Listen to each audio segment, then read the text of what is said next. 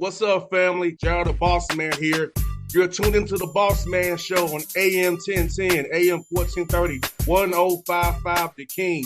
Let the King out at 105theking.com and the Bossman Show at bossmanshow.com. Hit me up on Instagram, The Bossman Show, Twitter at Bossman Show, and Facebook, Bossman Show. It's the Bossman on your radio. Listen to the Bossman Show with your host, JR, Saturdays at 9 a.m. right here on AM 1010, The King. What's up, good people? BetOnline is your number one source for all your betting needs. The latest odds, lines, and matchup reports for baseball, boxing, golf, and more.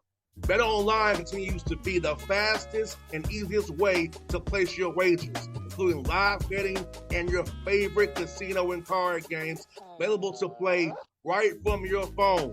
Head to the website or use your mobile device to sign up today and get in on the action. Remember to use your promo code BELIEVE, B-L-E-A-V, for your 50% welcome bonus on your first deposit. BetOnline, where the game starts. BS3 Network, changing the way you watch TV.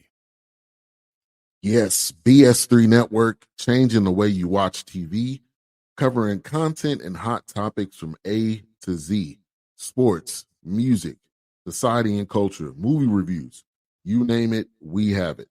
Check it out on bs3network.com or check us out on Roku, BS3 TV on Roku, as well as check out your favorite podcast on all podcast platforms or Spreaker.com/BS3 Network. You are now tuned to BS3 Network.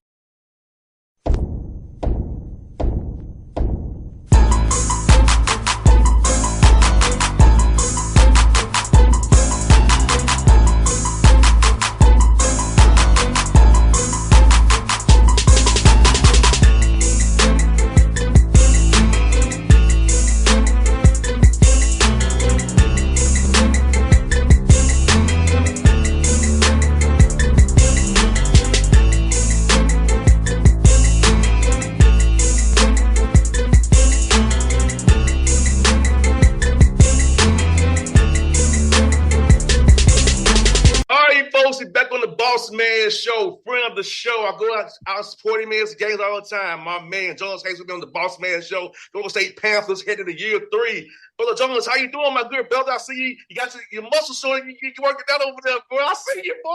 Yeah, man, listen here, boss. I was on a dead sprint from our weight room to my office so I can get in here so I wouldn't miss this appointment I got with you. But, man, I'm good. I'm blessed. I don't have any complaints.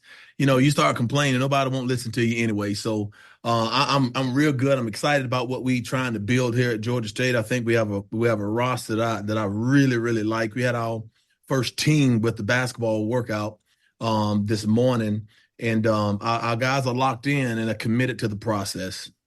Man, brother, I tell you what, I remember we did this about 3 years ago, man. So your first season, man, that's year 3. I can't believe it. For me, it's your 30th year. How's it feel for you, man? You already been in year 3.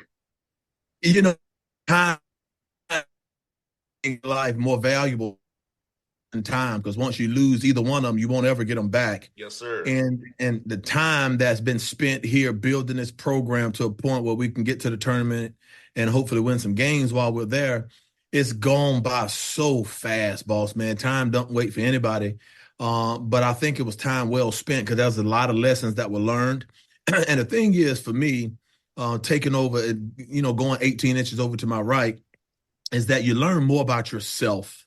And the one thing that I'm pretty proud of myself, I've always been people-centered, relationship-oriented. And this has given me a platform to lean into that more.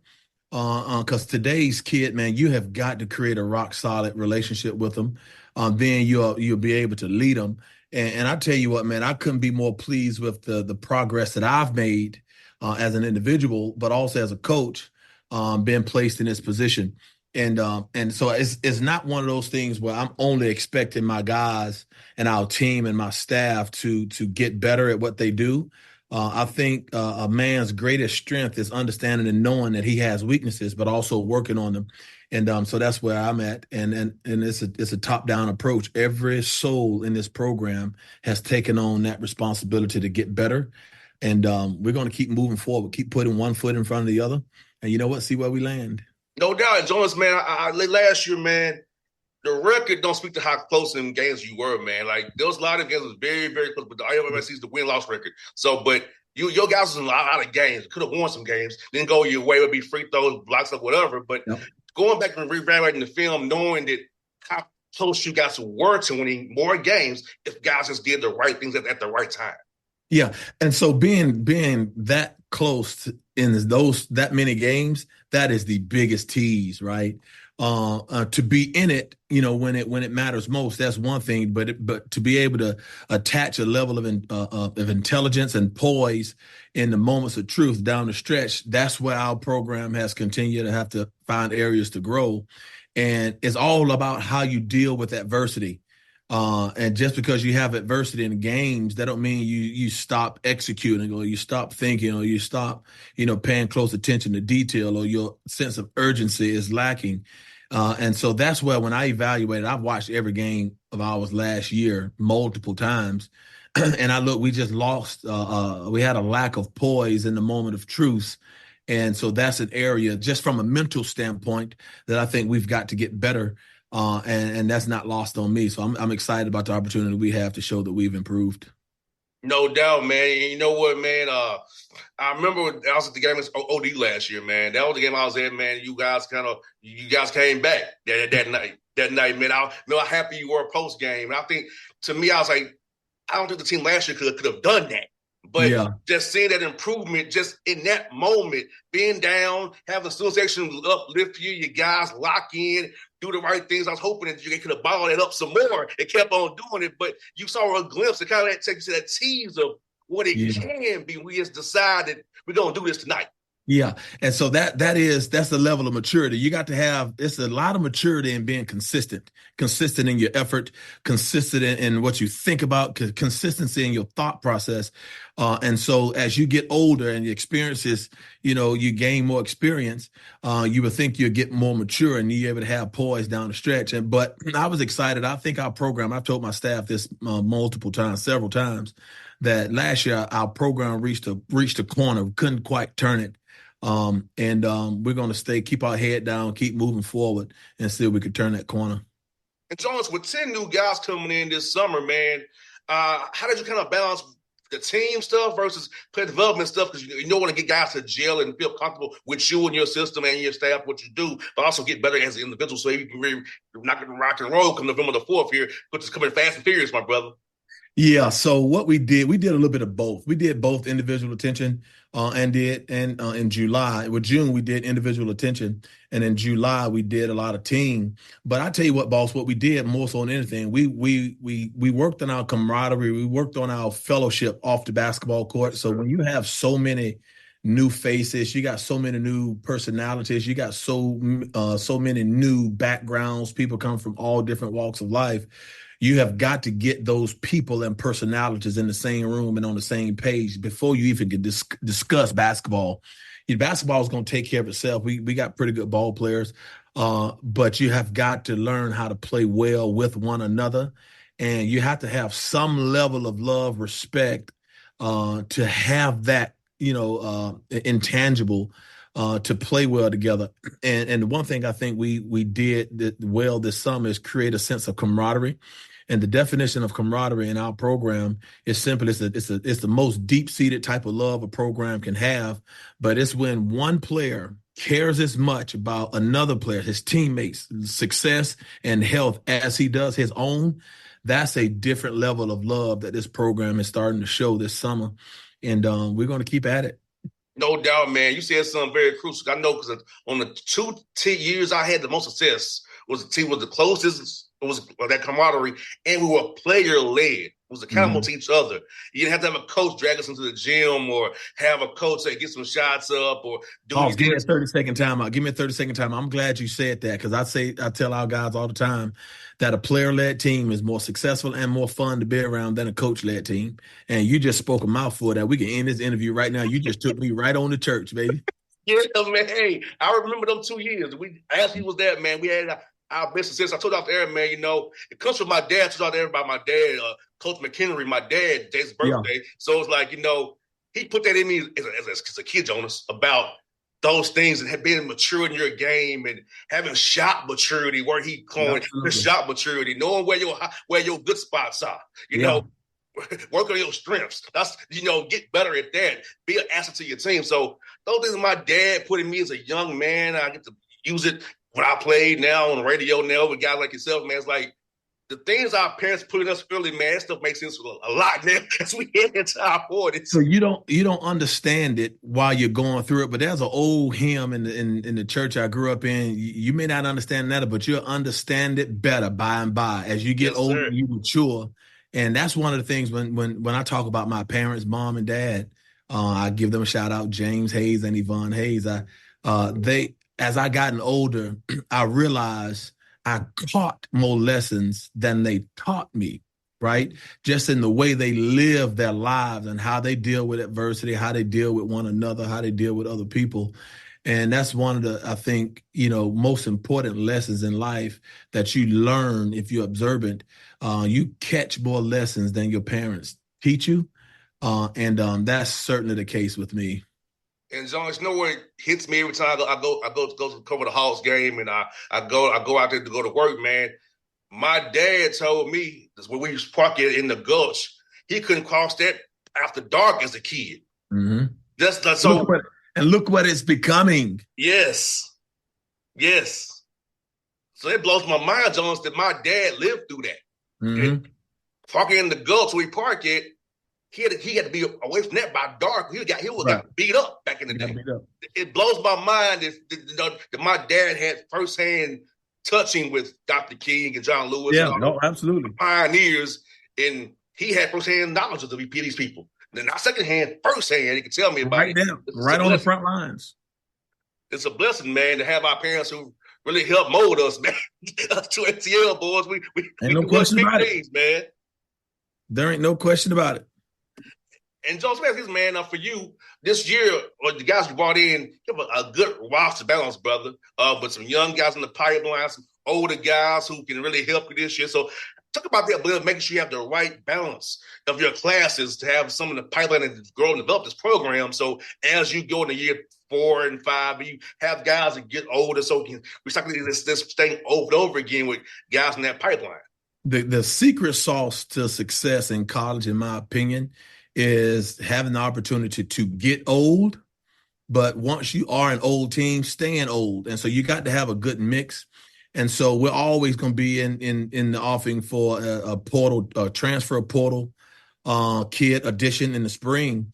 But we will never, ever, ever forsake the idea of recruiting elite high school player. Because if you can get an elite high school player and you can keep them in your program for multiple years, they then become old, and you can supplement, his teammates around him with the oldest portal transfer addition.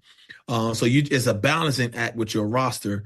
Is you got to have a healthy balance of older guys you get through the transfer portal and elite high school guys you may be able to get in the spring. No doubt, man. And let me ask you, Jonas, for you, how has it changed recruiting-wise in that business portal NIL world to figure out a young man's true motives want to be a Georgia State Panther? Does he want to be in it because he likes the NIL opportunities to be in Atlanta, or he really loves the game of basketball to be a part of something that you're building with his teammates, not about himself? Well, so through the recruiting process, you get to know families, you get to know kids, and you get to know motives, right? And the one thing I always say is, energy never lies, and the energy you get from a kid and his family is always true. And if you second guess any portion of a kid's character, you may need to second guess and second think that addition to your team. We here at Georgia State, we like to have, I believe in sport and virtue. All right. Who says just because you're a good ball player, you got to be a terrible person? I want them both. And I think a part of building a championship culture, which will lead to a championship team, a championship program, is you got to get championship people. Yeah, we won't recruit bums here in terms of basketball talent. But you got to recruit championship people if you want to be a championship program. And if you are concerned about doing what's right, treating people right, that's kind of sort of what I'm looking for. And you only get that answer in the recruiting process, and be very intentional in that. Be very intentional. No doubt, man. I'm asking you, if I got a few more for you, Jonas. You gave my man Danny, he's earned it, social head coach in the position now. Talk about his impact on your staff, man, and what Danny's meant to you, man, and what this program, but giving that reward of being now social head coach of this great program that you're CEO of. Yeah, he's done a phenomenal job. I've known him for a few years. He is as prepared to be a head coach as anybody in our league, anybody in the country. I think he's just waiting on the opportunity, and once it comes, he'll be ready for it. But he is as organized, detail oriented. He's unbelievable with identifying talent, connecting with our locker room, building relationships. And he's very good on the court. He's a teacher of the game. Actually, in his former life, he was actually a classroom teacher. So he has those type qualities. And I tell you what, one of his greatest qualities is his not only his organization but his communication skills. And he gets it. He gets me. He understands what I want. And I think we work well together. No doubt, man. The Sun Belt Conference, bro, is one of the best mid-major conferences in America, in my opinion. You coached in it every night, but all those games a year. Talk about just the competition of your league, man, the coaching, and the talent that people need to realize how good this conference actually is from top to bottom. It's a phenomenal conference, and so the year that I get the job, it was at the same time James Madison, Marshall, Southern Miss, and Old Dominion, they joined the league. So the league, which was already good, it went up another level when you add those basketball traditions to our league. But I tell you what, the one thing that really caught my attention, and it caught my attention very early in year one, is the physicality of this league, the skill and the physicality of this league. There are some hell of a coaches. There are some really good coaches in this league. But when you look at the level of skill and the physicality, that is something in our recruiting we've had to kind of slightly adjust in our recruiting what we were looking for. And I thought we handled that. But it is a phenomenal league. I think our league office, Commissioner Keith, he's done a phenomenal job with his staff in trying to promote basketball. I think when we go down to our Sunbelt Media Days in New Orleans, that's a top-notch event, and it's something that's I look forward to. But I think this league, I don't think it's as underrated as you think. People know the value and the quality of basketball in this league, and we're going to hold our weight. And so that's one for you, man. Talk about this, all the improvements around the Hank, man, Caucasian City, all the stuff you see being built around down in the Turner Field Complex over in Cortland. Let's talk about as being a part of this university, man, seeing all the improvements that the administration put into this program, athletic-wise and academically. How fun is it to sell this to a young man that we're on a rise here at Georgia State? We're really doing something here. I'm telling you, you talk about the leadership of our athletics department, Charlie Cobb, but our institution and Brian Blake and the vision they have for that Summer Hill area and turn that into kind of like an athletic village. You got baseball and softball going down there, football is down there, basketball, our arena is down there.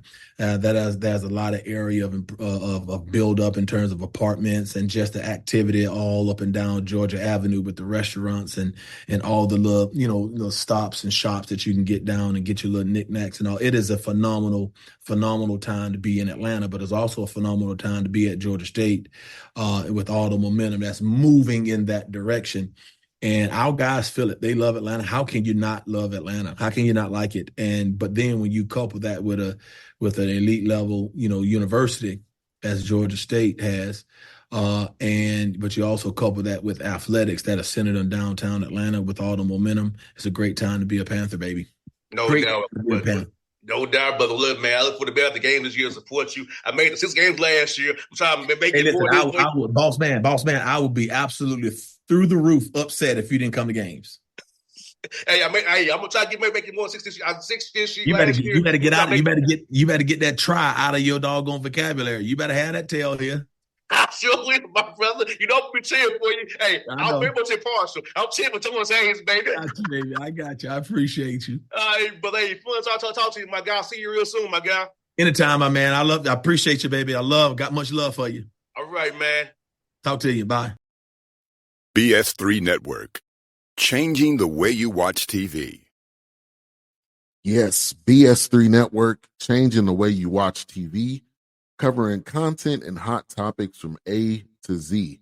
Sports, music, society and culture, movie reviews. You name it, we have it. Check it out on bs3network.com or check us out on Roku, BS3 TV on Roku, as well as check out your favorite podcast on all podcast platforms or Spreaker.com/BS3 Network. You are now tuned to BS3 Network. What's up, good people? BetOnline is your number one source for all your betting needs. The latest odds, lines, and matchup reports for baseball, boxing, golf, and more. BetOnline continues to be the fastest and easiest way to place your wagers, including live betting and your favorite casino and card games available to play right from your phone. Head to the website or use your mobile device to sign up today and get in on the action. Remember to use your promo code BELIEVE, BLEAV, for your 50% welcome bonus on your first deposit. BetOnline, where the game starts. What's up, family? Jared the Bossman here. You're tuned into the Bossman Show on AM 1010, AM 1430, 1055 The King. Check The King out at 105theking.com and the Bossman Show at bossmanshow.com. Hit me up on Instagram, The Bossman Show, Twitter at Bossman Show, and Facebook, Bossman Show. It's the Bossman on your radio. Listen to The Bossman Show with your host, JR, Saturdays at 9 a.m. right here on AM 1010, The King.